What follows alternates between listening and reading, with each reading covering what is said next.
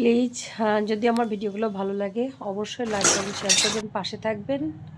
Support করলে support পাবেন। মাছ রান্না করেছি, লাউ রান্না করেছি, ভিন্ডি ভাজা করেছি। কেমন হয়েছে অবশ্যই বলবেন। ভালো লাগলে অবশ্যই লাইক কমেন্ট শেয়ার করবেন। একে অপরের পাশে থাকুন, ইনশাল্লাহ দেখবেন যে ভালো লাগবে।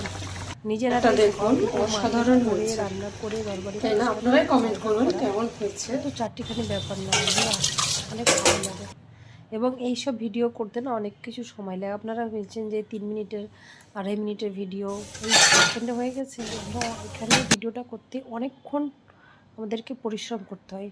তো অতএব বন্ধুরা পরিশ্রমের দাম দিন, আপনারা পাশে থাকেন, একে অপরের লাইক কমেন্ট শেয়ার করুন। বাই। করে না, কিন্তু আমার মনে হচ্ছে করা ভালো।